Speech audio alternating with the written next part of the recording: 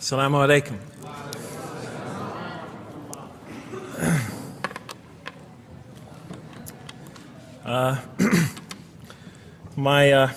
I've come from the University of Kansas. We're playing in the Final Four this very instant. So I want to let you know that you've asked a lot of me today. No, I'm just joking. All right, very briefly, I just want to talk a little bit about what the Quran has to say about the purpose of life. I think this is an extremely important subject, especially for Muslims living in America, because we're sort of a minority, a new religion here, and many people are interested in what we believe. And I think the primary question that people want answered when they first consider another religion is how that religion views the purpose of life, the purpose of of our existence here.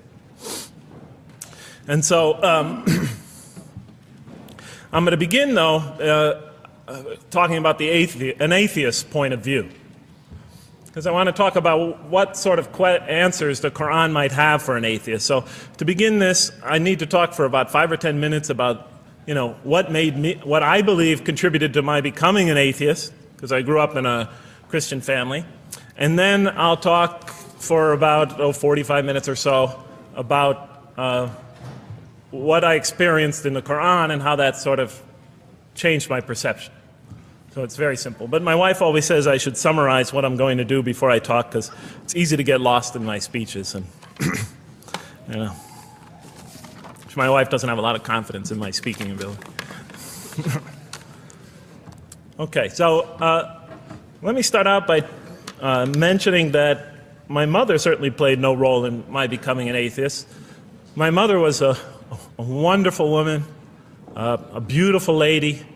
She had tremendous dignity and class. The neighbors loved her. She was a registered nurse, and she put in many extra hours at the hospital. She worked in the ward that dealt with dying patients, and when I would come and pick her up late from work at night, not all the patients, but many of the patients would drag me over and talk to me and tell me what a wonderful woman my mother was. When she died, her funeral was packed, and person after person that came up to me had a story to tell about my mother and her goodness. Time and time again, people described her as, "Jeff, your mother is a true saint." She was a deeply religious woman, a great mother, a great teacher, a gentle person. She never cursed. I never heard her curse, swore, ever in her whole life. Never heard her speak to anybody rudely or speak about anyone rudely. She was a tremendous example of a truly religious person. And she didn't wear it on her sleeve. It was just slowly but surely you could see it just in her day-to-day interactions with people.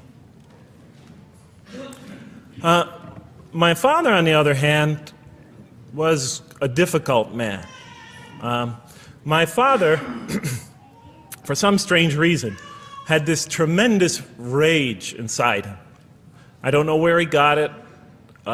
He had this terrible violence inside him. And every night he would try to quell that violence with hard drinking. And his drinking, though, only made him all the more volatile. Because my father could be laughing and joking one minute, and he could fly into an angry rampage the next for some unexpected reason. You never know what would trigger it. And once he flew into that angry rampage, it would take, he would just go wild in the house would be in havoc, and he would rage on and on and on, and it would take an awful lot of liquor and several hours before he would finally go to sleep. And this would happen night after night after night. And so my 4 brothers and I was the 4th in line. My 4 brothers and I lived a frightening and precarious childhood, but I'd have to say the worst of it was watching my father regularly taunt and threaten and abuse my mother. And it would happen day in, day in, day in, day out, night in, night out. And it was a never-ending nightmare. You see, it's really not so bad when you're the target of your father's violence. You might think it's bad when a child is the target of their father's violence, but it's really not all that bad. At the moment of attack, you're really not thinking about anything except your own survival. When he's firing punches at you or kicking you on the ground or chasing you throughout the house, or when he's threatening you, I'm going to hurt you, bad boy, you're not thinking about anything at that moment except escape. While all that's going on, you're not thinking about the aftermath or consequences, the psychological repercussions or anything like that. And when it's all over, you might even excuse the onslaught because you figure maybe you somehow deserved it. If not for what you did this time, maybe for something you did in the past. You could always put the blame on yourself. But a far worse fear is the terror that overcomes you when you watch your father go after your mother. Because she's the only source of warmth and kindness, of love and protection that you know. And if he were to take that away, from a little boy's standpoint, then you've lost everything. But far worse than the fear is the guilt. And it comes over you from several directions. First of all, there's the guilt that comes at you upon you from the growing antipathy you have towards your father. Because we're taught to love and respect our parents, and we are born with this natural bonding attachment to them. But when you watch something like this happen night after night after night, and this rage is growing inside you, you're being pulled in opposite directions. Then there's also, of course, the guilt that comes when you think that you might be the cause of this night's violence. Maybe something you said or did that you didn't even realize triggered it. Maybe just your father's dislike of you triggered an argument between your mom and him that is now raging on downstairs. But the worst guilt of all, and it is by far the very worst, is knowing that you did nothing to stop your father from hurting your mother.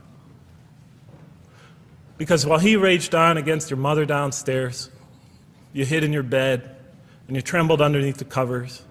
Maybe you whimpered and you cried and you put the pillow on your head.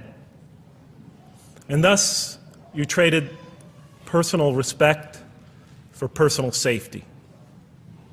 And with each such incident, you come to realize with ever greater and greater clarity, you come to realize your own weakness, your own impotence, your own incompetence, your own worthlessness, your own cowardice. And the hate grows and festers inside you, not only for the man that you call father, but for yourself as well. It is a terrible, terrible thing to make a young boy choose between his mother and himself. It is extremely unfair.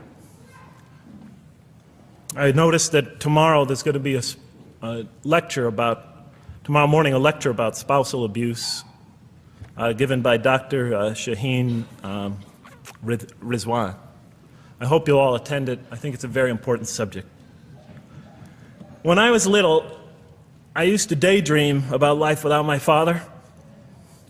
I just wanted the violence to go away. I wanted not to be afraid anymore. I felt like I was trapped in a bad dream and there was no way out. And so I prayed to God again and again and again to remove my father from our lives. But he was always there, and very soon I began to wonder if God really was. I could not fathom why God would subject my mom to such lifelong punishment. I could not imagine what great sin she must have committed, or that we, her children, must have committed to deserve my father. I didn't have the maturity to sort out such questions, but I had enough fear and anger to provoke them.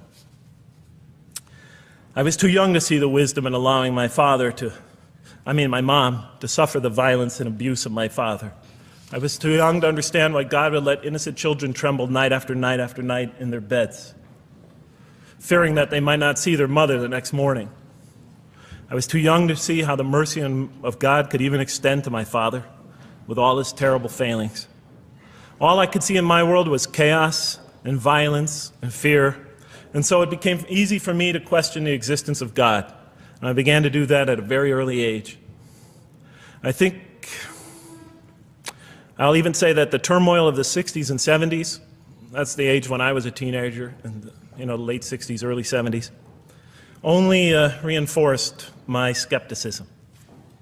When John and Robert F. Kennedy were assassinated, or Martin Luther King was gunned down, when Vice President Agnew was kicked out of office and Richard Nixon soon after him, when the race riots erupted in city streets like mine, and gang fights erupted in our cities, many of those which I was involved in, when I saw the bizarre and senseless carnage of Vietnam, they all confirmed the lesson that was already ingrained in me and that my father had taught me so well, that the world is dominated by random, consuming, undiscriminating violence.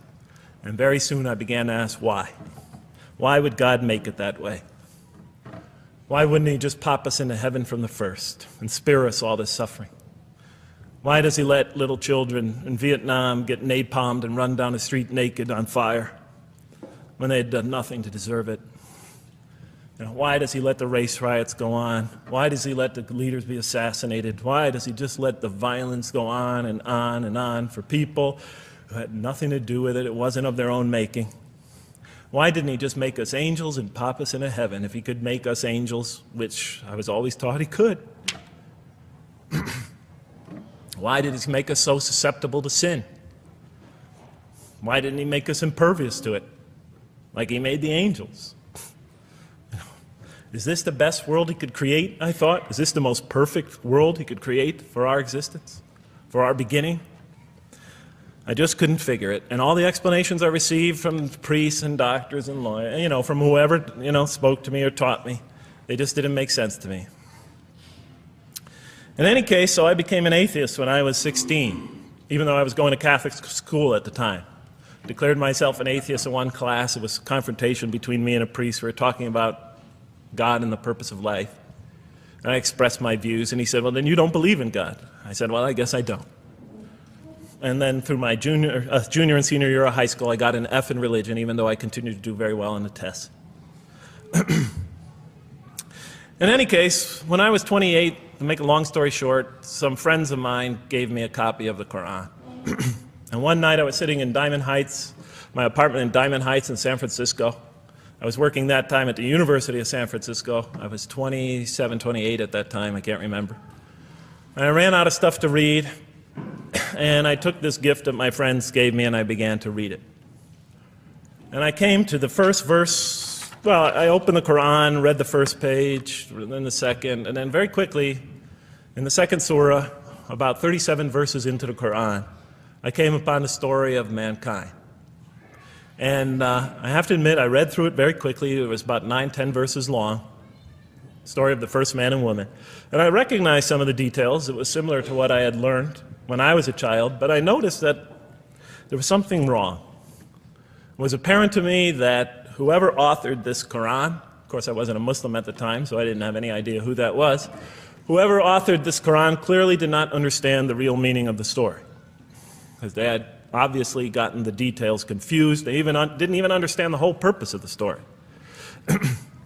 And so I just read through it once, and then I read through it again, just to try to see what kind of point the author was making, and then I read through it a third time and a fourth, and then I realized this is something strange going on here. I'm going to read this much more carefully. I'm going to need to go through this story line by line, verse by verse, because it's obvious that the author is trying to bring out another point. And I wasn't quite sure what it was, but definitely he packs a lot of meaning into almost every word. And I thought the writer at least seems to have a great measure of brilliance. And so I'll try to sort of take you through what my experience was as quickly as I can. So I came to the 30th verse of the second surah, Surah Al-Baqarah, and it began like this. It said, "Behold, your Lord said to the angels, I am going to place a vicegerent on earth." The Arabic word is khalifa. It means a representative or an emissary of mine. "I am going to place a vicegerent on earth." And they said, the angels said, "Will you place therein one who will spread corruption and shed blood, while we celebrate your praises and glorify your holiness?" And God said, He said, "Truly I know what you do not know." See, that's the verse that hooked me. That's the verse that caught my attention. That's the one that kept on making me read the story again and again and again. Because listen to the way it begins. Behold, your Lord said to the angels, I am going to place a representative of mine on earth, a vicegerent of mine, an emissary, one who acts on my behalf. I thought, that's not the way it goes. You're not supposed to be placing man on the earth in some positive role, some elective office. You place man on earth as a punishment for his sin. Clearly, I knew the author didn't quite get the point. But still, it was an amazing line. But then I come to the next line, and it says, and the angels say, will you place therein one who will spread corruption and shed blood, while we celebrate your praises and glorify you? I looked at it again. I couldn't believe the question. They said, will you place therein one who will spread corruption and shed blood, while we, the angels, celebrate your praises and glorify you? I looked at that and I said, exactly. That would be my question. Why would you create this being, supposedly for some positive role, when he's capable of doing tremendous wrongdoing? When he could spread corruption and shed much blood? Why would you create this violent and pernicious creature when you could create angels? As the angels clearly say, well, we, the angels, celebrate your praises and glorify you.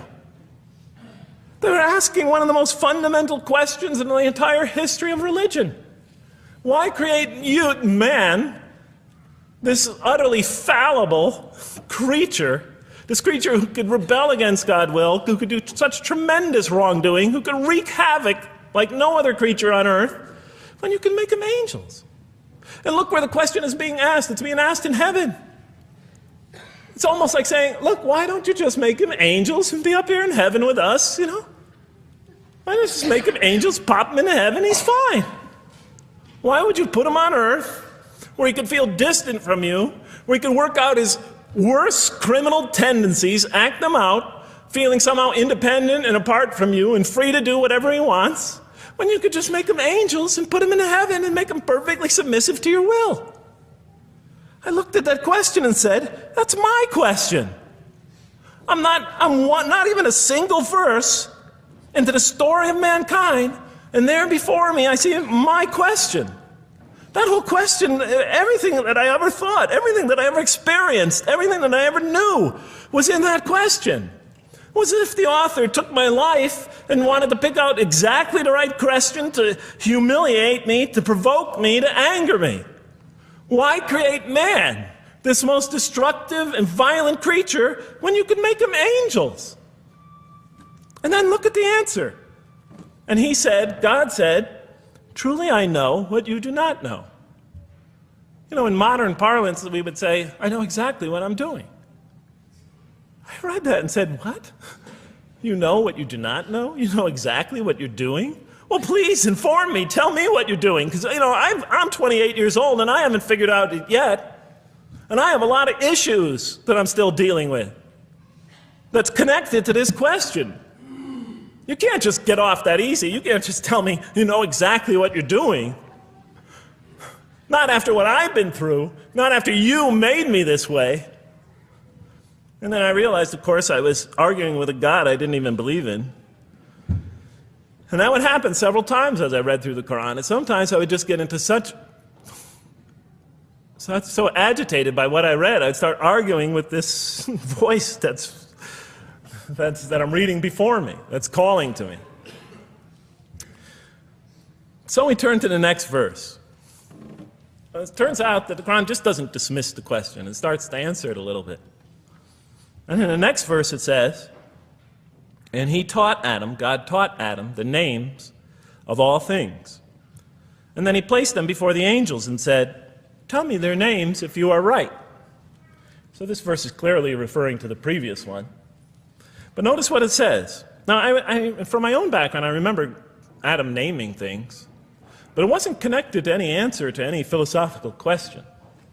But here, notice what it says. And he taught Adam the names of all things. And I realized already, just from the first verse, you got to read these verses very carefully because it's packed with a lot of symbolism and meaning. And he taught Adam the names of all things. So here we see Adam is not only just a creature who knows how to name things, who's acquiring the gift of language, but he's also a learning creature. God is teaching him. Now right here, right in this verse, and it'll come even clearer in the subsequent verses, that the very first thing that the Quran is going to emphasize here is man's intellect. He is a learning creature. He is taught. And what is he taught? What is one of the great intellectual gifts he's given? In response to the angel's question, the gift of language. Because through language, mankind could not only learn, but he could learn things not only through his own experience, but he could learn things that other people have experienced of times and places that are hundreds, thousands of years and miles separated from him. And so that all our knowledge becomes cumulative. Every generation learning from the generation before it. I'm learning today from authors I read from other sides of the world that may have existed 2,000 years ago. And so we all contribute to our collective learning and knowledge. And so I'll see later in the Quran, when the Quran will emphasize this again and again and again. Like in one verse it says, read in the name of your Lord who created. Created a man out of a tiny creature that clings. Read, it commands the reader. For your Lord is most bountiful. Why is he most bountiful? What great gift did he give you? For he taught man the use of the pen. And through it taught him what he otherwise could not know. And time again, the Quran will call upon man to use his intellectual faculties and swear by his intellectual faculties and to use them correctly because they play a fundamental role in guiding him to truth. I never came upon a scripture that puts so much emphasis on the correct use of our intellectual faculties, on the harnessing of reason in helping us attain to faith. And he taught Adam the names of all things. And then he placed them before the angels and said, tell me their names if you are right. Okay, you have this objection you have this natural question about this creation of mankind. Here, this mankind is this human being, this human creature is a learning creature. He has many intellectual gifts. Here, I'm going to place these things before you. Tell me their names if you are right about man. And what did the angels say? In the next verse they say, glory to you. We have no knowledge except what you have taught us. In truth, it is you who are knowing, the wise. They say this task, this intellectual test that's put before them is beyond their grasp. Notice what they emphasize. We have no knowledge. This would take knowledge. This would take an intellect that they don't possess. In truth, it is you who are knowing, the wise. You got it. It's easy for you. You have the knowing, the wise. You have knowledge. You have wisdom. But this would take knowledge and wisdom that is beyond us. And so in the next verse we read, and he said, "O Adam, tell them their names." And when he had told them their names, notice how it's just like it's nothing for him. For mankind, he has this phenomenal ability. And when he had told them their names, as if it was just a triviality for man, he names them. "O Adam, tell them their names." And when he had told them their names, God said, "Did I not tell you that I know what is unseen in the heavens and the earth? And I know what you reveal and conceal?" And he's clearly going back to the angel's question. Yes, you have these natural concerns about the creation of mankind. Yes, he could do these evil things. But look at this tremendous intellect he has. This is something you have overlooked, that you haven't considered. And that's clearly the point of these verses. Even though I felt that the author didn't quite, it was as if I realized that he didn't misunderstand the story. He was taking one of the great stories in the history of humankind, one of the fundamental greatest stories in the history of mankind, and molding it and using it as a vehicle for an entirely original message. And God said, "Did I not tell you that I know what is unseen in the heavens and the earth? And I know what you reveal and what you conceal?" In other words, didn't I tell you I know exactly what I'm doing? And then in the next, and didn't I not tell you that I know what you reveal and conceal? I looked at that. What question what did they reveal and what did they conceal? What did their question reveal and conceal? I thought about it for a minute. Oh, it's obvious. What did their question reveal? You just go back and look at the question. It revealed the sinful and sinister propensities of man. I mean, it's obvious, right? Why are you all looking at me like that? You're starting to scare me. You're all looking very serious. Am I losing you? Wow. Okay. So, they revealed the sinister and evil propensities of man. But what did their question conceal? And all you have to do is think about it for a minute. Human beings, yes, they could do evil. Yes, they could do wrong. Yes, they could create misery. But they could also do exactly the opposite. They could choose to do evil. They could choose to do tremendous good. They could choose to do tremendous violence. They could choose to show tremendous compassion. They could choose to be, to live by falsehood. They could choose to live by the greatest truths. They could be terribly ugly. They could be terribly beautiful. And up until that point in my life, I, like the angels, that only saw one side of the coin. For the first time when I read that verse, believe it or not, it was an eye-opener for me. I had always been obsessed with the evil potentials of human beings. When I read that verse, I realized that, and I had a great example right in front of me with my own mom, I realized that I had been blinded by only one side of human nature. So we go on to the next verse. And behold, we said to the angels, bow down to Adam, and they bowed down.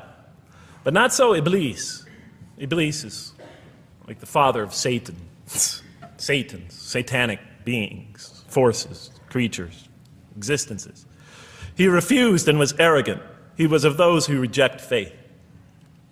An interesting statement. And behold, we said to the angels, bow down to Adam. And they bowed down. Bowing down could symbolize two things. Bowing down could symbolize the superiority or potential superiority of one being over another, and so they bowed down to them. Bowing down could also mean that they serve that creature in some respect. Of course, the Quran says that all beings serve God, all created beings serve God. But this verse seems to be indicating, and the rest of the Quran will make it clear, that these angelic beings, these angelic entities, will serve the development of mankind. We'll even see later that the satanic beings serve the development of mankind. Both forces, angelic and satanic, will serve the development of mankind. Because one will present man with a choice to do the most altruistic things. The other will simultaneously try to influence man in the opposite direction. And so human beings will be moral creatures, and they'll have to make moral decisions. And it's in those moral decisions that they will grow spiritually and morally as human beings. And they'll take that into the next life. And the angelic and the satanic forces will be catalysts for those moral choices that they make. They will heighten the human being's awareness of the rightfulness and the wrongfulness of the choice he's about to make. And the self, the soul, the nafs, as they say in Arabic, will have to make the ultimate choice between good and evil. And that choice, that test will come again and again and again as human beings either grow or decline. And those tests will come again and again and again to try to help him towards his spiritual evolution, to bring him back, but that choice is ultimately ours. But I'm getting ahead of myself. And so we said to the angels, bow down to Adam, and they bowed down. But not so Iblis. Iblis is Satan, this rebellious force, this evil prompter, the one who whispers into the human heart. He comes into being. And with the introduction of Satan, we have the introduction of evil, that evil influences on human beings. And notice why Iblis does not bow down. He refuses because he was arrogant. You know, we often hear what's the root of all evil? In the West, it's always money, greed, etc. Here the Quran says that, seems to be saying that the root of all evil is not always material wants. It's not always money, it's not always greed. At the heart of evil is arrogance. Putting yourself above all others. Of assigning to yourself special priority and neglecting the rights of others. Of pride and arrogance and envy, the source of evil. He was of those who reject faith. I looked at that verse and I said, okay, I mean, I get why you would create angels, to sort of influence man in a positive direction. But why in this story now are you introducing Satan? What sort of role was Satan play? And then, of course, you just think about it for a minute and you say, yes. The story is telling us that on one hand, we have these magnanimous urgings come from one direction. On the other hand, we have these satanic urgings coming from another direction. In other words, the Quran is telling us that man is not only a learning creature, but he's a moral creature. He has understanding of right and wrong. And God infuses those, allows those influences to come to him. Man is not only an intelligent being, but a moral being. And so, you know, the Quran is not all that difficult to understand. You just sort of read it, I found, and you just sort of follow your nose through it and see what it's saying. I'm sure, as most of you in this audience know.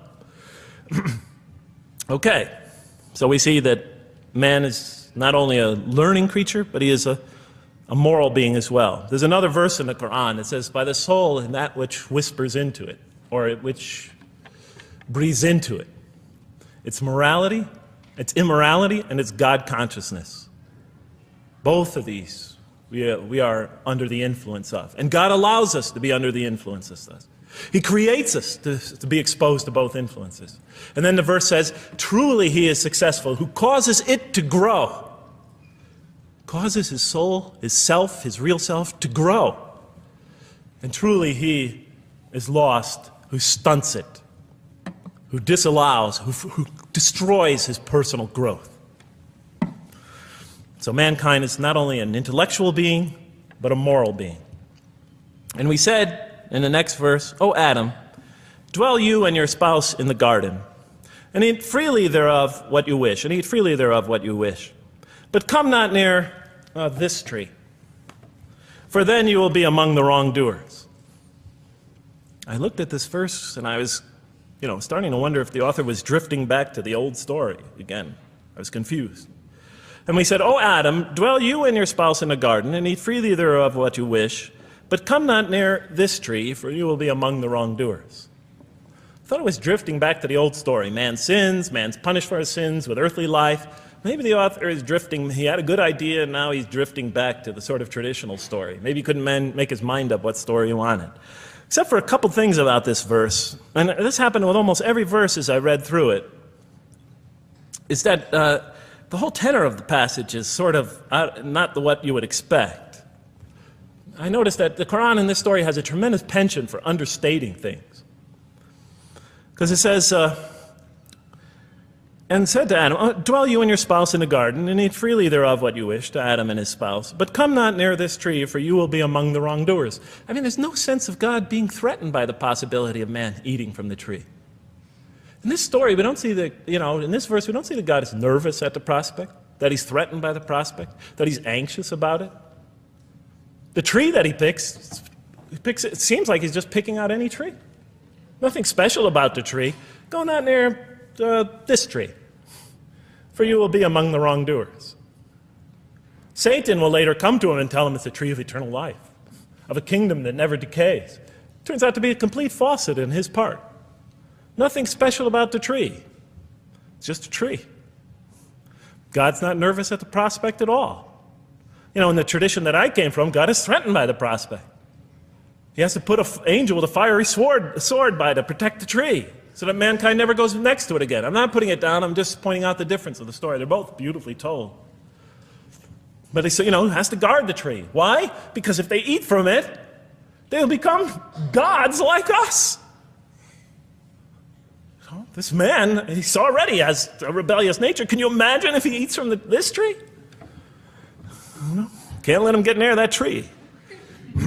But here, just, calmly says, but if you do, you will be among the wrongdoers. God is not worried about himself. It's just warning man, making it clear that if you do this, you've committed a wrongful deed.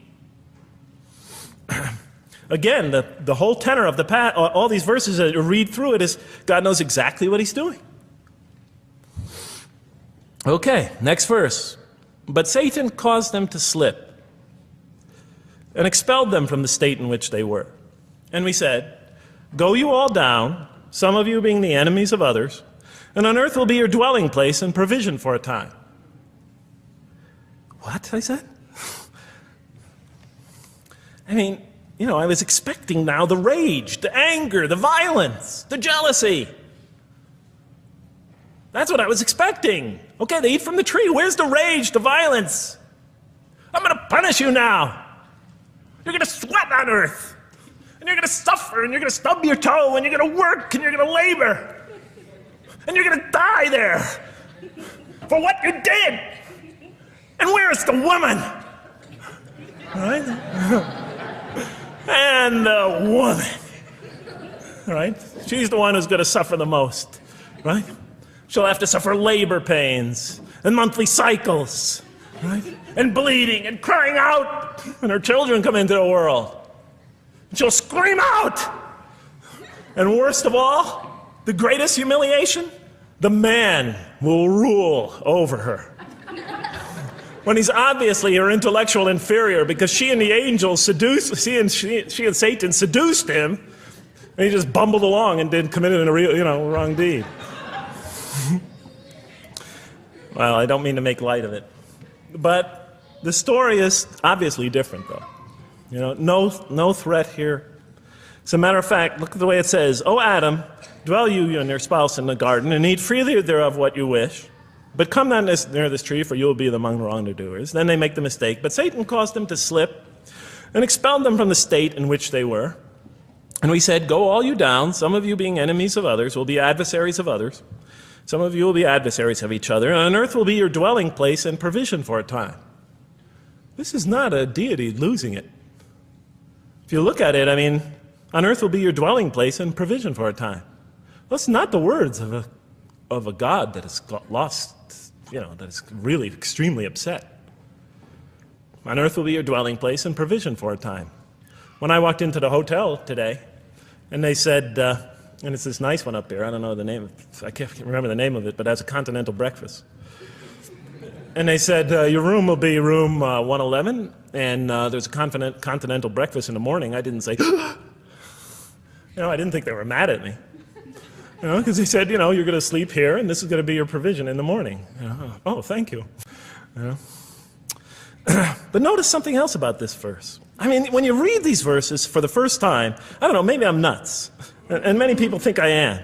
But when you read these verses for the first time, I mean, this is just so much that catches your attention. But Satan caused them to slip. I remember, I couldn't get that verse out of those words out of my head. Satan caused them to slip. To slip? The greatest sin in the history of the human race, and it's called a slip? In my culture, slip means, you just momentarily, for a fraction of a second, you lose your focus. It's not a big deal. My Uncle Bob used to always say to me, Jeff, I'm sorry I'm 5 minutes late, I slipped up. The understanding is it's no big deal. It's just a slip. That's what we say when we make a minor mistake. I slipped up. Don't worry about it. Never happen again. A slip, I said? Momentary loss of focus? The greatest sin in the history of humanity? Why we're all here? Why we're all suffering? Why we experience death? A slip? I didn't believe it. I went to my Arabian friends at that time. I didn't know any Arabic. They came to this verse. We went through it line by line. I said, now don't change any words. Just read them one at a time. But Satan made them, and I said, okay, this one right here. What does it mean? Tell me what that means. They looked at it, it says, slip. Slip. And expelled them from the state in which they were. A slip, I thought? But then maybe I was trying to force the traditional understanding, the traditional interpretation. Maybe it was just a slip. I mean, after all, they didn't commit murder. They didn't commit robbery, rape, pillaging, assault. They ate a couple of pieces of fruit. It's not the greatest sin in the history of humanity by any means.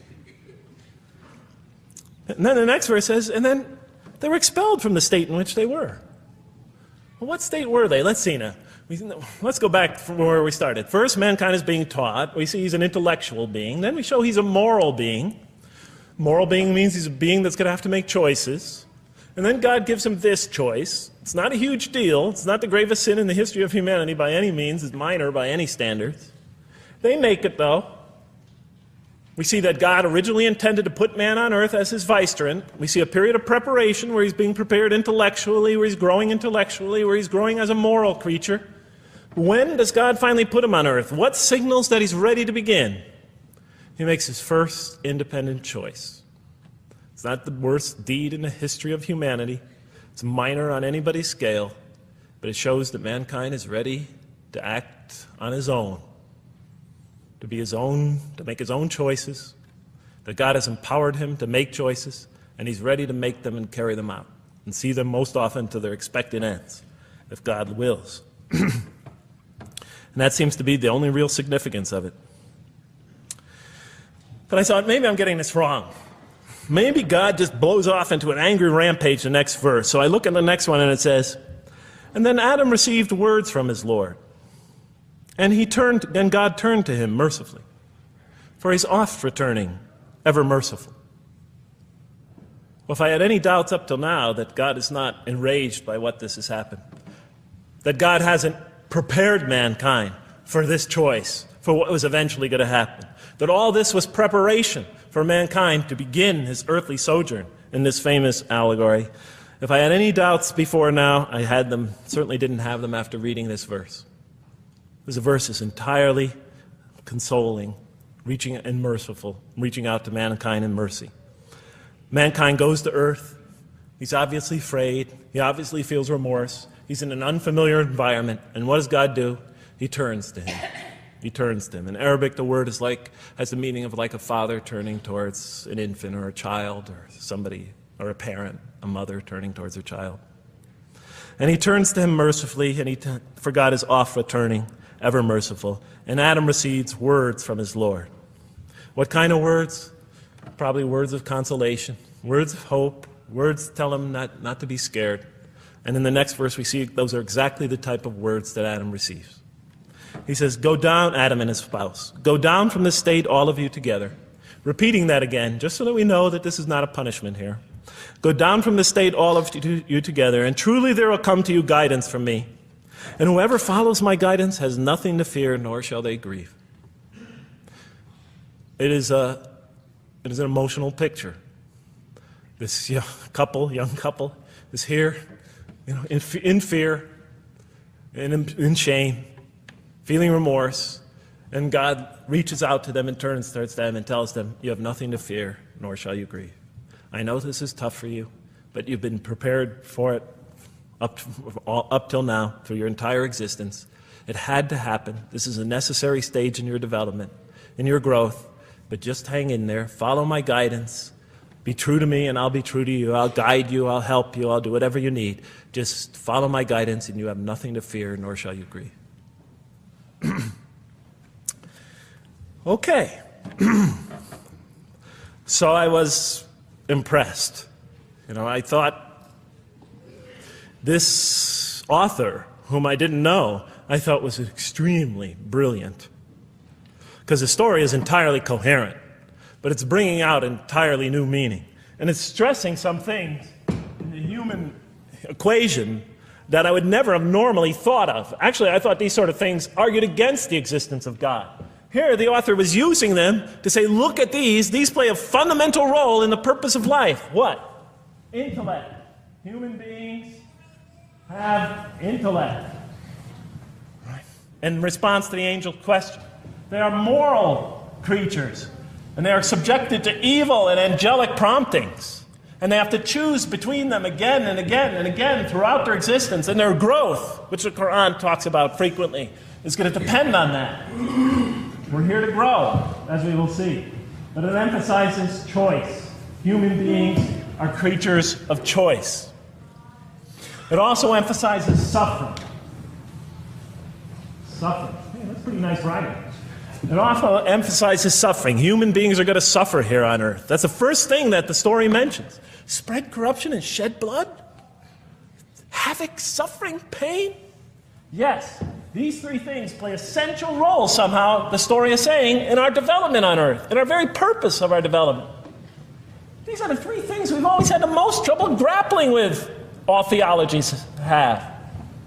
Why give us intellect if it leads us often to challenge in our minds the existence of God? If we can't reconcile the existence of God with our minds, with our reason, why give us choice if we could choose to do wrong? Just make us angels.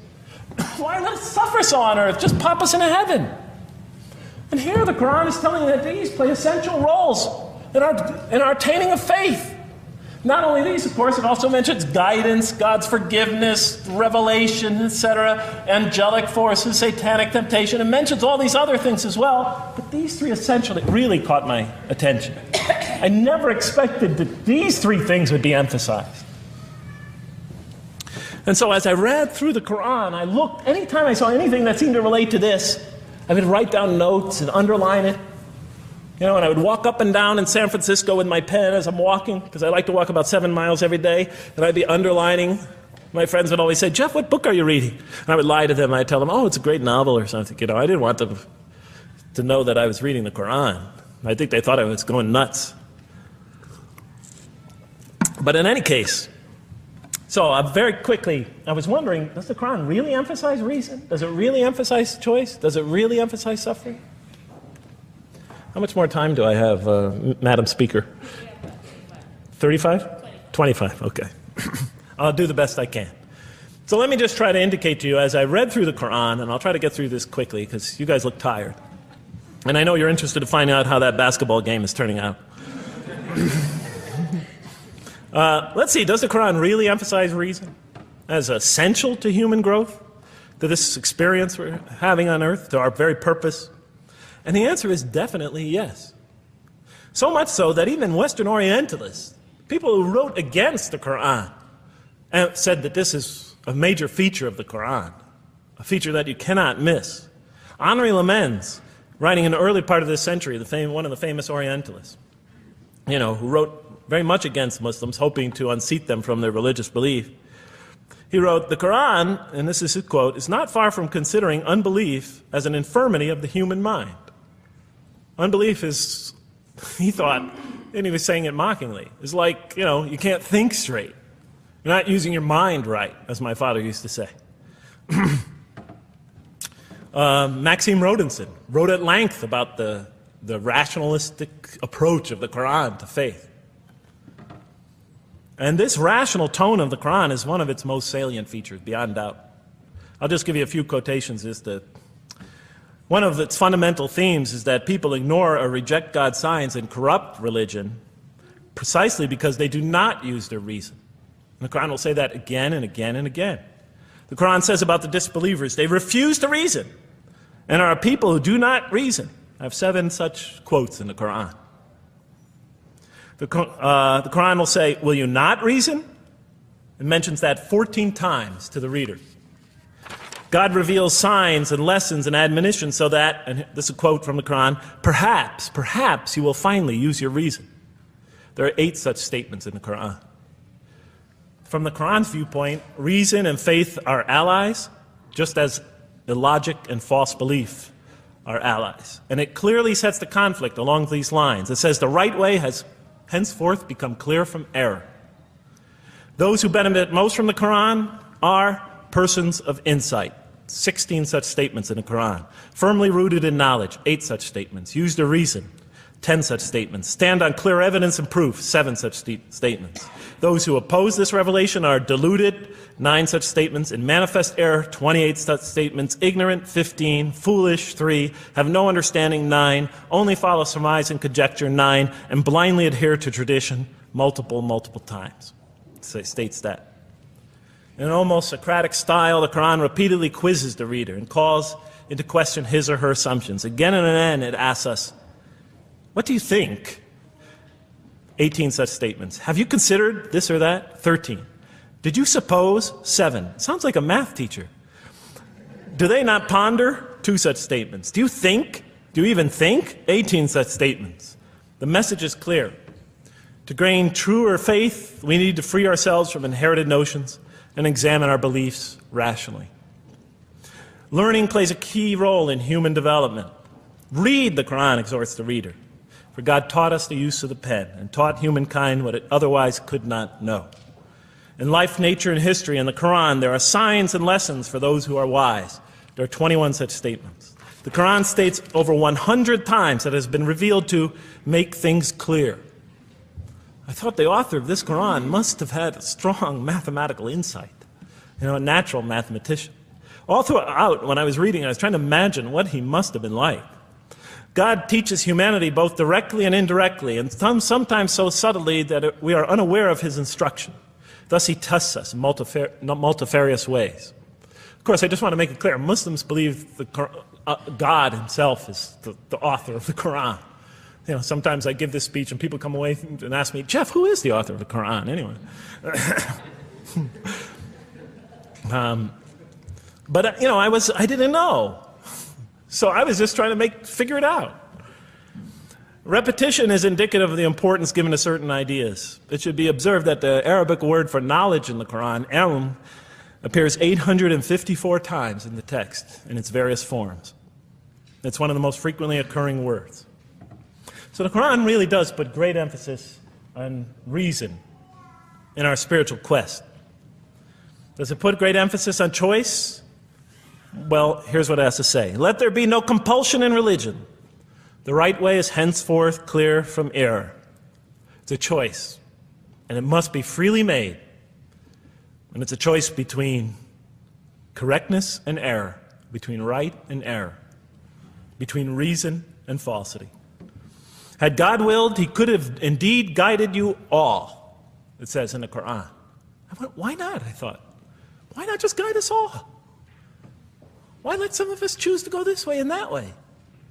The Quran was constantly provoking me as I read it. Do not the unbelievers know that had God willed, he could have guided all mankind? Oh, do not the believers know that had God willed, he could have guided all mankind? Okay, I'm an unbeliever, I thought. Tell me, why didn't you guide all mankind? If you want us to be in conformity of your will, just make us that way. And if we had so willed, we could have given every soul its guidance. Why did you let us be creatures of choice? Just program us to do the right thing. Never make a wrong choice. Had God willed, he could have made us all one community. He could have made us clones of one another. But he didn't. It wasn't part of his plan. Enlightenment has come from your Lord. He who sees does so to his own good. He who is blind is so to his own hurt. It's your choice.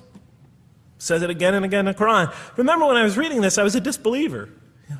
And this scripture is constantly reminding me, it's your choice, Jeff. It's no compulsion in this. It's your choice. It's up to you. You're probably not reasoning correctly here. Think a little harder. Come on, try. It's just a few more steps. And whoever is guided is only to his own gain, and whoever is stray, I am only a warner. It's your choice. We have revealed to you the book with the truth for mankind. He who lets himself be guided does so for his own good. He who goes astray, it's to his own hurt. It's his choice. There are many, many such references. I'll stop there. But you get the point. The Quran clearly emphasizes that choice plays a key role in our development. But what about suffering? I mean, suffering's the biggie, right? I mean, that's the real major question. What does the Quran have to say about suffering? Because every religion deals with suffering in a different way. It's either something you have to be saved from, and so some religions stress salvation, or it's something that you have to sort of transcend through meditation and training, so you can sort of not feel it so much, get above it and beyond it. Some religions see it as primarily punishment. Some see it as, some of the more ancient religions see it as the result of the precarious and whimsical, control of many gods working against each other, playing with human beings. Different religions have dealt with it in different ways. But almost all of them, I would indeed say all of them, have sort of seen it as something not so good. Well, let's see what the Quran has to say about it. Something to be avoided, to transcended, to be saved from. The Quran says just the opposite. You are going to experience it. You will suffer in this life. And it plays a fundamental role in your development and your growth and in what you are to become. This scripture didn't just say you're going to experience it. It said you should embrace it. You should struggle through it. Your life should be a struggle, it says. It should be a jihad. Yeah, right? But that's what it says. Jihad means struggle. When the Quran most says jihad, it's very seldom, it's most often not in the context of fighting. Qital is the Arabic word for fighting. But it says even in the Mecca verses, long before Muslims had to defend themselves against their oppressors, it mentions that you have to struggle in the path of God. With the Quran, it even says. Struggle in the path of God with this Quran. Life is a struggle. It says in one verse, most assuredly we will try you with something of danger and hunger and the loss of worldly goods, with the loss of your lives and the fruits of your labor. Most assuredly we will try you. It's not just talking about evil people, good people. But give the good news, the glad tidings. Be happy for those who are patient in adversity and suffering. Good news, I thought? Doesn't the author understand the terrible effects of suffering? Give the good news to those who are patient through adversity, who when calamity befalls them say, truly unto God we belong and truly unto Him we shall return. In other words, that this could benefit them. It was a remarkable statement. Here's another one. Do you think that you can enter paradise without having the like of those who passed away before you? And the next verses start to explain these people were good people who suffered terribly. Do you think that you can enter paradise without going through the same? Why, I thought? Why do we have to suffer in life? Misfortune and hardship befell them, and so shaken were they that the apostle and the believers with him would exclaim, when will God's help come? These are good people. When will God's help come? Oh, truly, God's help is always near. You will certainly be tried in your possessions and yourselves, the Quran tells the reader. You're going to face hardship. It's guaranteed. Every soul must taste of death, and we try you with calamity and prosperity, both as a means of trial. And to us you are returned. You are going to have hardship here. There is going to be no heaven on earth. This environment is made to be an environment of adversity. It is made to be an environment where you have to work, where you have to struggle, where you have to strive. And it plays a key role. Oh man, truly you've been toiling to your Lord in painful toil, but you shall meet Him. You're toiling, yes, but you shall meet Him. We certainly created man to face distress. What, I thought? We certainly have created man to face distress. You made us to face distress? Does He think that no one has power over him? Sometimes people get, so down, they just think, this can't be a God. Look how I'm suffering. He will say, I have wasted much wealth. Some people just become totally devoted to worldly aims. Does He think that no one sees Him? Have we not given Him 2 eyes to see with, a tongue, and 2 lips to communicate with, to learn from by communicating? Can't He see around Him? Can't He tell from communication with other people? Haven't we pointed out to Him the 2 conspicuous ways? What are the 2 conspicuous ways? But He attempts not the uphill climb. One of them is the uphill climb. And it says this is the way you should be pursuing. And what will make you comprehend the uphill climb? It is to free a slave, or to feed in a day of hunger, an orphan nearly related, or the poor one lying in the dust. Then he or she is of those who believe, and exhorts one another to patience, and exhorts one another to mercy. You have not attained to faith until you struggle the uphill climb. It's telling us. You should pursue the uphill climb. What is the uphill climb? Reaching out to your fellow man who suffers. To feed the poor one. To help the poor soul that's lying in the dust. And all over the world there are people in that state. And we watch the news as if it's just entertainment. And the Quran tells us this is something you should involve yourself in. That is the road that you should travel. It describes a successful life as an uphill climb. Well, I can see I'm running out of time, so I'm going to have to tie this up in about 15 minutes, I guess. But definitely the Quran emphasizes these three elements in the human drama. But as I read through it, I couldn't see how it all fit together. I mean, why didn't God just... Why? Why do we have to experience these? What purpose do they play? Just pop us in the head, beam us up, I thought. Well, one thing, like I mentioned before, the Quran will repeatedly emphasize that we're here to grow and to learn. And I'll give you 4 or 5 quick verses because I know you're tired. It says, Our Lord, and raise up in their midst a messenger from among them, who shall recite unto them your signs, and that shall teach them the book and the wisdom, and who shall cause them to grow. We have to learn wisdom in the book, and Revelation in particular, and who shall cause us to grow. And we have sent among you of yourselves a messenger to recite our signs to you and to cause you to grow. Truly God was gracious to the believers, this is in the 3rd surah, when he raised up from among them a messenger from themselves to recite his signs to them and to cause them to grow.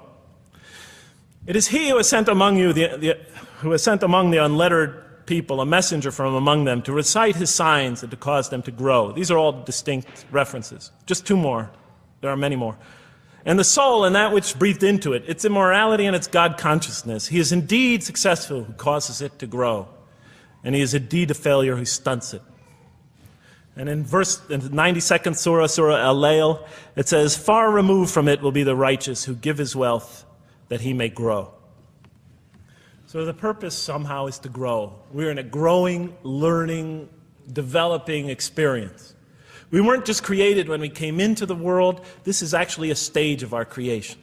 Just as our development in the womb was a stage in our creation, our essential stage in our physical creation, this is an essential stage in our personality creation, in the creation of our real being. That which we take into the next life, our essential selves. We've gone from the physical creation in the womb, primarily physical, now to the human creation, the personality creation in this stage. I thought maybe I'm, projecting my own neurosis into the scripture. Maybe it doesn't really emphasize that life has a purpose. But time and time again I would find it does. For example, just quickly it says, Those who remember God standing and sitting and lying down and reflect upon the creations of the heaven and earth and say, Our Lord, you did not create all this in vain. You did not create all this in purpose. Just when I was starting to think, maybe the Quran really doesn't state a purpose of life. It really doesn't mean there's a real purpose of life. Maybe I'm reading into it something that is there. I would come upon verses like that would force me to just read a little further, make me think, well, maybe it's just around the corner. We have not created the heaven and the earth and whatever is between them in play. If we wished to take a sport, we could have done it by ourselves, if we were to do that at all. God doesn't create to satisfy his whims or fancies or entertain himself. Do you think that we created you purposely and that you will not be returned to us? It says in the 23rd surah, the true sovereign is too exalted above that. In the 44th surah, we did not create the heavens and earth and all that is between them in play. That serves a purpose. Now, what sort of purpose can it possibly serve? So I tried to, apparently the Quran speaks about believers and those who are the rejectors. You have the believers on the one hand, the rejectors on the other. Now apparently God has created us to be believers. So I tried to study what the Quran has to say about the believers, and it's a natural thing to do, to see what it wants us to become, if it has anything to do with these essential elements that it stated. I mean, it's a natural way to approach it. I think you agree. Do you agree? Somebody nod your head. That's what I say to my math students. Just one head nod is enough for a mathematician. Get one head going, okay, I did my job. Okay. So, how does the Quran describe the believers? What are they supposed to attain to? What is their ultimate thing that they're supposed to get? What are they ultimately supposed to achieve? And it's very clear when you read the Quran that what they will achieve in this life and will experience to so much greater degree in the next is they will experience a relationship of love with God. They will turn to God in love and God will turn to them in love. In the Quran, God's mercy, compassion, forgiveness, kindness, beneficence, warmth, generosity, all the things we normally think associated with God are freely given to all mankind. But when the Quran speaks of God's love, we would normally think of that as God's love. But when the Quran speaks about God's love, it's talking about something very special. This love is always presented as a relationship between two. If we do not turn to God in love, then we just receive His mercy, forgiveness, kindness, beneficence, warmth, generosity, all those wonderful nurturing things, His nurturing, and we reject it. And so we never really experience that love, because we never really turn to it and open ourselves up to it. It is always there for us, but unless we enter into that relationship, that love, that give and take, that relationship of love is never develops. We reject it, and that's what the word kafir means. It means to reject, to turn your back, to ignore, to throw something, a gift that someone gives you behind your back. And so the Quran tells us that the believers will experience this sublime relationship of love. It says, "Yet there are men who take others besides God as equal, loving them as they should love God. But those who believe love God more ardently. Say, if you love God, follow me, and God will love you and forgive you your faults, for God is the forgiving, the merciful. O you believe, if any from among you should turn back from his faith, then God will assuredly bring a people He loves and who loves Him."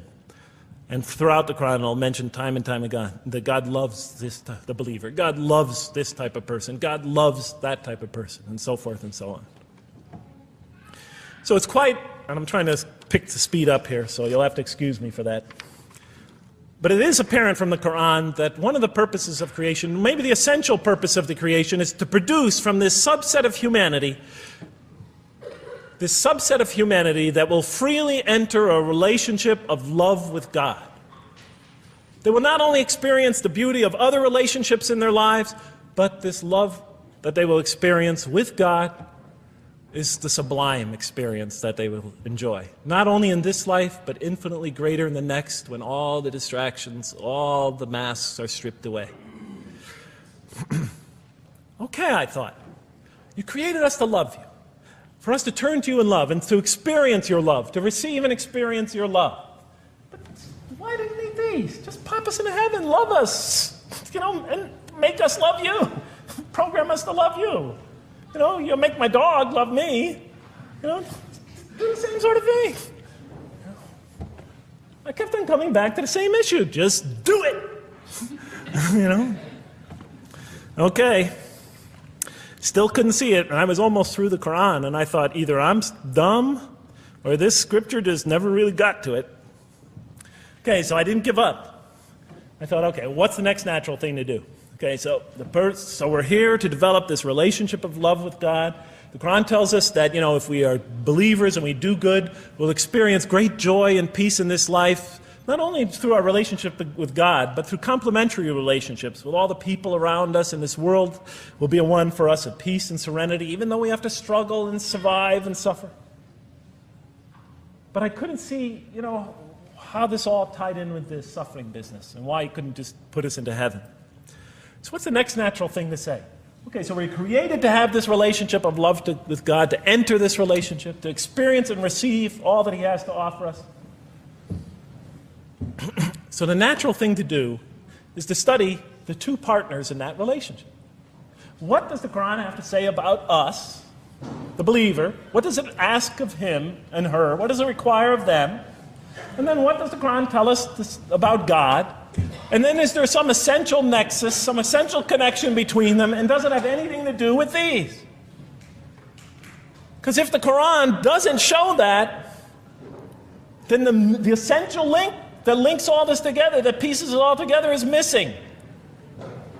And as I thought to myself, whoever this author is, and by now I knew he had fantastic genius, even though he came from the primitive confines of the most backward, most uncivilized sector of humanity, of people that had no literary history, really, to speak of, no great works of literature, no scriptures that preceded him, even though he came from the desert of culture, even though this came out of that environment, and the mind behind it had to be tremendously and phenomenally genius to come out of that surrounding and produce something like this. If that essential link was missing, I knew that, he was great, but, and extremely great. But, what do you expect? How could anybody answer those questions? Nobody in the history of humanity has been able to answer them. Okay, so I thought, first I'll see what the Quran has to say about the believers. What does it require of them? Then what it has to say about God, and see if there's some essential link. Are you following me? You're giving me the note. Get off the stage. Okay, I'll do my best. It's a deep subject. We're almost done. Bear with me a few more minutes. I'm sorry, really. I know Siraj Wahaj, when he gives these sort of speeches, he always says, okay, I'm finishing up now, and then 10 minutes later he says, you thought I was telling you to do it? I won't say that, but just give me a few more minutes. Bear with me. Okay, quickly. What does the Quran ask of the believers? From the Quran's many exhortations and its descriptions of acts and types of individuals loved by God, it's not difficult to compose a partial list of things that the Quran wants us to do, which it calls good deeds, time and time again. To believe in God, to have faith in God, to have a relationship with God, and to do good. So what does it describe as these good deeds? Well, as I read through the Quran, it says that, can I take this away? Remember, intellect, choice, suffering. It says we should show compassion. Show compassion.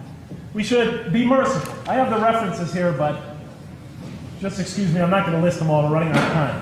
We should be forgiving. Forgive others. We should be just. We should protect the weak and defend the oppressed. Defend the oppressed. We should seek knowledge and wisdom. Knowledge, wisdom. Bear with me, ladies and gentlemen. We should be generous,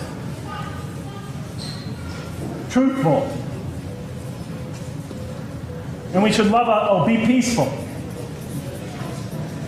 And we should love our fellow man. Love others. I'll just give you one verse because I know we're running out of time, Madam Speaker. Truly those who believe and do good will the most merciful endow with love. And to this end we have made this scripture easy to understand in your own tongue, so that you might convey a glad tiding to the God-conscious and warn those given to contention. So, to this end we have made this easy to understand, so that we'll learn to love others. Okay, that's all I'll say about that. I would like to say a lot more, but I don't have time. Now, what does the Quran tell us about God? You have to realize I'm just about through with the Quran here, on my first time reading it. And now I was really caught. I searched my head. What does the Quran tell us about God? It tells us nothing could be compared to him. That he's outside anything that we may compare to. That our definitions do not encompass him. That our reason cannot comprehend him. That he is transcendent and we are finite. That he is immortal. He transcends time and space and we are bound by it. That he is immortal, we are mortal. He is uncorporeal, we are corporeal. That we have no way of comparing ourselves to him. Nothing could be compared to him. I thought, oh my God, I'm so close and yet so far. Because I'll never understand the essential link between us and God and why these three things fit into place. Because the Quran tells us that we could never really quite understand God. Or at least that's the way I thought. And so I put down the Quran when I had finished it. And much to my dismay, I was honestly disappointed because I thought The author made a brilliant, brilliant, brilliant, brilliant try, but he never quite made it.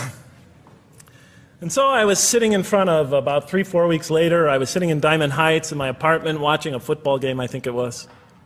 And you know, sometimes things just slip into your minds when you least expect them, and I'm sitting there watching it, and all of a sudden into my mind came a thought. And I said, wait a minute, the Quran does tell us so much about God. It tells us again and again and again, but somehow I just missed it. Just skimmed over it every single time. Because if you turn to almost any page, if you turn to the beginning of any surah, you could see time and time again essential information about God that I just thought was sort of a literary device, something to make it just sound more beautiful. Because if you turn to the beginning of any surah, you'll see the words Bismillahir Rahmanir Rahim, in the name of God, the most merciful, the most compassionate. If you read almost any passage, long passage, when you come to the end of it, it's punctuated by dual attributive statements like God is the merciful, the compassionate, God is the forgiving, the gentle, God is the kind, the protector, God is the generous, the truthful, God is, and so forth and so on. There are tens of thousands of such references in the statements in the Quran. What the Quran defines as God's most beautiful names, His attributes of perfection, repeated again and again and again on almost every page. And as I sat there, sitting by the television, I started to jot them down in my, on my little piece of notebook there. Same notebook I used to jot these down before. And I began to list from my own mind the attributes of perfection as I remembered them. And they were, God is the compassionate. God is the merciful. God is the forgiving. God is the just, the protector, the defender of the oppressed and the weak, the knowing, the wise, the generous, the kind, the truthful, the loving, the peaceful, the source of all peace, the truth, and so forth and so on. Every item I had listed in my list for the qualities that we human beings are supposed to develop, the Quran was telling me had its infinite source and perfection in Allah, in God. And then all of a sudden all the pieces fell together. Then I suddenly saw it, as I see most of you probably see as well. That now, suddenly it all began to make sense to me. In what way do I say that? Well, it was now obvious why we had to develop these qualities. It was now obvious how these things on the floor here fell into place. And I'll just say it clearly. We're here to develop a relationship with God, to become closer to God. But how can you become closer to God when He's transcendent and you're finite, when He's immortal and you're immortal, when you're vice versa? When He's immortal and you're mortal, when He's unbound, fettered by time and space, and you are, and so forth and so on. How can you become close to that one? If I want to become close to you, I need to have something to share with you, something that we have in common. So for example, if I want to come close to this young man here physically, I'll approach him, because we both have bodies, and I can position my body closer to him. Physical presence, bodily presence, is something we both share. If I want to become closer to that gentleman back there, if I want to become closer to him intellectually, I'll reason with him so we will have a convergence of minds, because we both possess reason. If I want to become closer to one of my sisters on this side emotionally, I'll try to appeal to their sentiments, because we both share feelings and similar types of experiences that generate those feelings. But how does one become closer to God? What do we share with Him? We share with Him exactly what He gave us. Because the Quran tells us that when we came into this life, He breathes into our spirit something of His Spirit. And that we come into this world with the seed of these very qualities within us. And we could either kill them, stunt them, as the Quran says, or cause them to grow.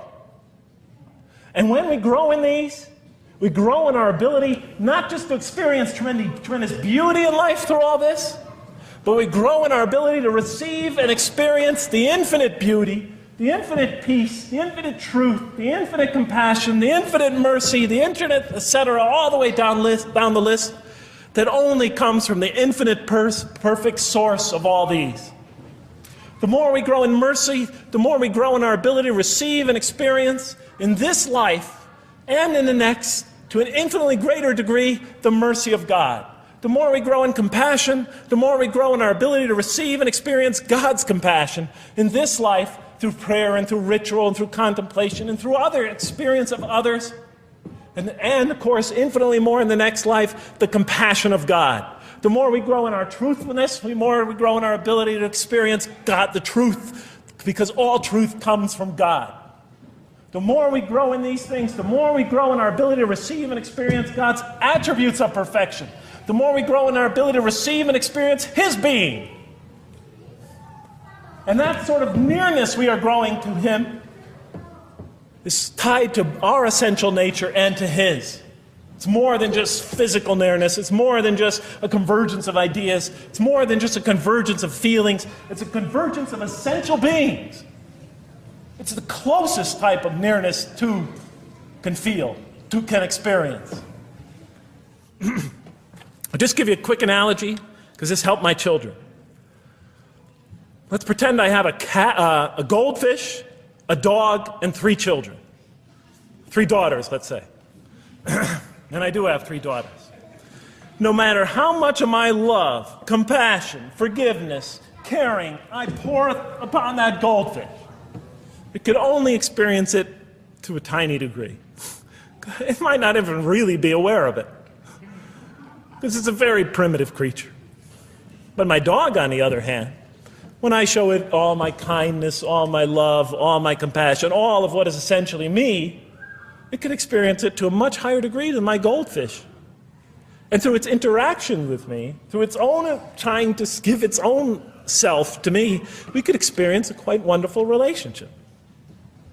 But my children, especially as they grow older and go through their own experience and their own development, could receive and experience all the love and the compassion and the forgiveness and the caring and the generosity and the protection, everything I have to offer. They could experience my being to a much higher degree than my dog ever can. And we could have a relationship of beauty that I could never have with my dog. As much as I love animals, having had 3 daughters, I know that the relationship that you have with 3 beautiful daughters could never even come close. No other relationship could approximate that. Of course, my relationship with my wife is also extremely beautiful, and she might hear this. And she's a wonderful woman, really. I mean, she's the source of so much beauty. But, okay, Madam Chairman, I am ready. So that seems to bring it all together. So now, I thought, wait a minute. That doesn't explain this. Why the intellect? Why the choice? Why the suffering? I thought, you almost had me, this Quran. You almost duped me. You almost tricked me, seduced me into accepting this philosophy. But wait a minute. What about intellect, choice, suffering? Why do we have to experience these? Why couldn't you just programmed us to be merciful, compassionate, forgiving, etc.? Why do we have to go through all this? And then, of course, the answer came to me as quickly as I thought of it. So we are creatures, and we grow, and we become. And yes, and you can make us anything you want, but you can't contain any of those attributes I listed without these 3 things. In mathematics, we try, 3 premises that go into, proving a theorem. We try to see if we could take one of them away, and if it's essential. And all 3 of these are definitely essential. For example, you could program a computer never to make an incorrect statement, but it doesn't become a truthful computer. Never heard anybody say to me, Jeff, this Macintosh is the most truthful computer I ever saw. If it's programmed, it's not truth. You could program a CAT scan to help the sick, but it doesn't become compassionate.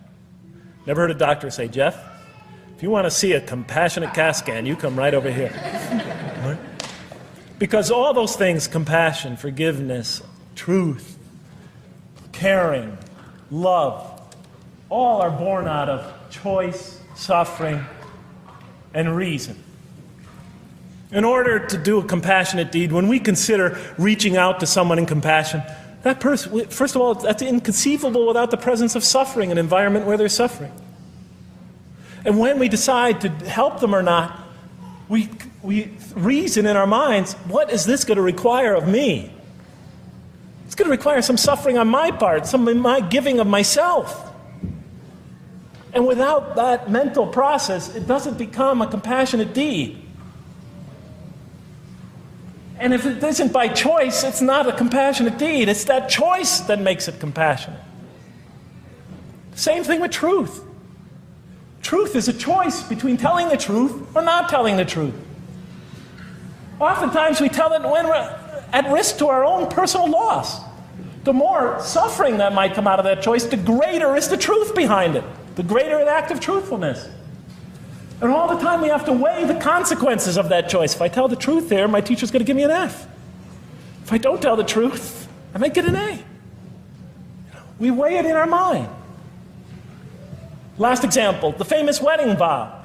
Do you take this woman to be your wife in sickness and in health, for richer or for poorer, until death do you part? What are they asking us? Do you knowingly make this choice, understanding full well what's at stake here?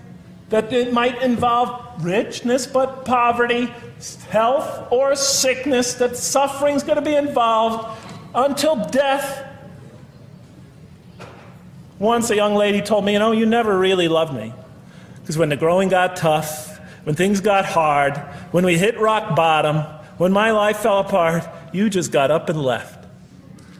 And she was right. And she understood full well that that's what love is all about. It is through giving and suffering together and hanging in there with each other and not bailing out and persevering through suffering, making that choice and knowing what you're doing. All those three things are essential.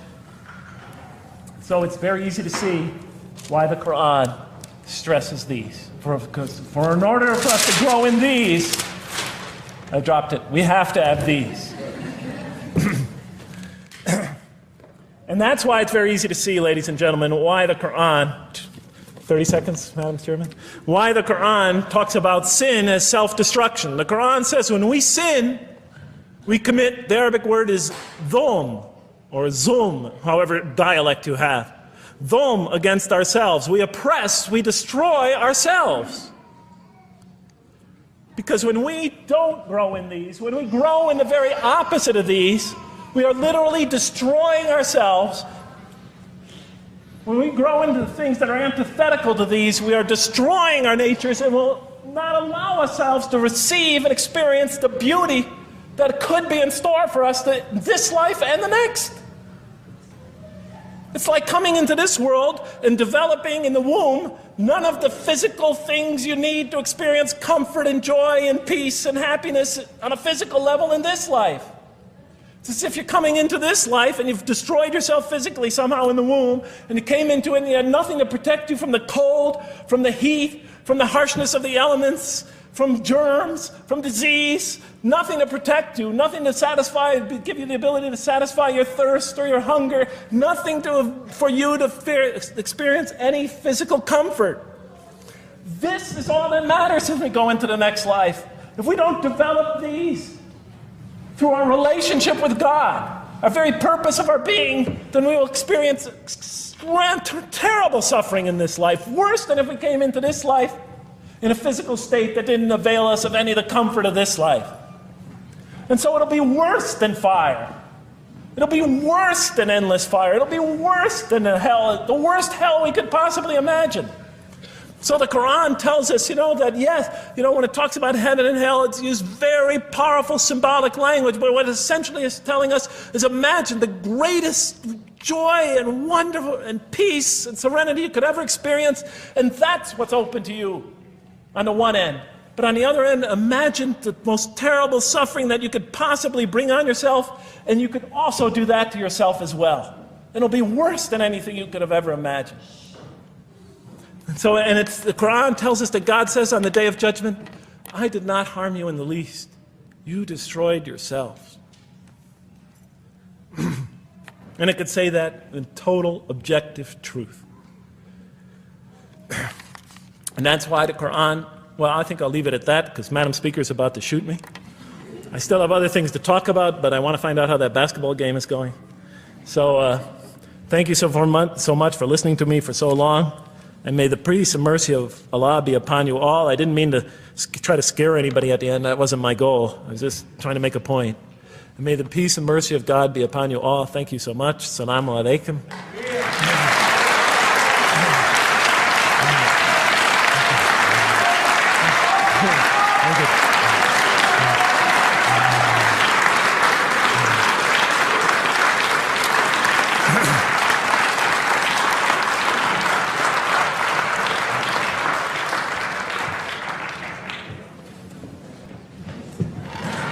All right, we'd like to thank Dr. Lang for that very heartfelt, very long